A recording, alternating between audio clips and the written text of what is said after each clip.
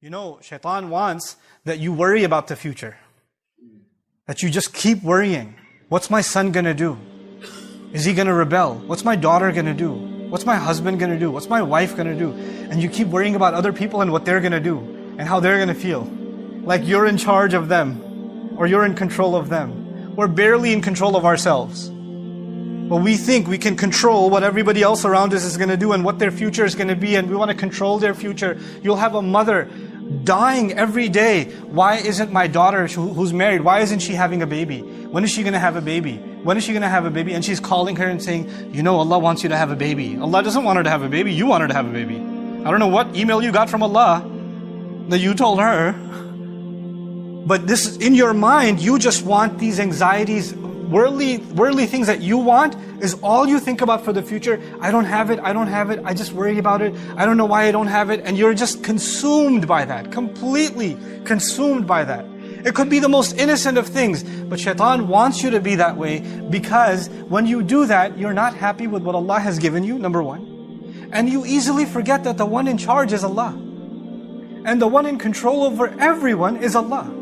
I am actually not in charge of my children. Once they get to a certain age, what they do is between them and Allah. All I can be is an advice. That's all I can do. But their decisions are going to be theirs. If our Messenger ﷺ can turn to his daughter and say, Ya Fatima bint Muhammad, ittaqillah fa inni la amliku laki min Allahi shay'a. Fatima, daughter of Muhammad, be mindful of God yourself, because I won't have any control when it comes to standing in front of Allah. I won't be able to help you. That's what he tells his own daughter. So how do you and I think we have control over others, even within our family? He wants us to think we're in charge, and and that's actually something only Allah has the right to. But He consumes our minds with it. And of course, when you try to control people, it backfires. It never works. You can never control people. You can't control people. And when you can't control people, you get even more anxious, and you get, negative constantly. And when you become negative constantly, it's impossible for you to be grateful. Look at how the ayah is going to end. وَلَا تَجِدُ أَكْثَرَهُمْ شَاكِرِينَ. You're not going to find most of them grateful, because they're going to be negative all the time. They're going to be anxious about the future all the time. What's going to happen to my job? What's going to happen with my money? Where's this going to come from? Where's that going to come from? What's going to happen to the health? What's going to happen to the kids? What's going to happen to this or that or the other? What if they find out? What if this happens? What if this one says this? What if that one does that? And you're just so overwhelmed by these petty things that you forget that Allah controls the future. That Allah owns it, not you, not me. And the fact that we had even a good, peaceful day, one moment, was not because we earned it or we planned it or we controlled it. It's Allah who gives relief. Every single day, that's Allah who gives relief. The fact that our bodies are still functioning and we're sitting here in the Friday prayer is Allah giving us relief. Allah giving us ability. And we forget that, and we think that we have to figure all the future out. We have to control all the outcomes. And that's one of the things Shaitaan wants, is to make you confused about thinking that you have something to do with the future. One of the greatest tricks of the Shaitaan is to make you pessimistic about the future.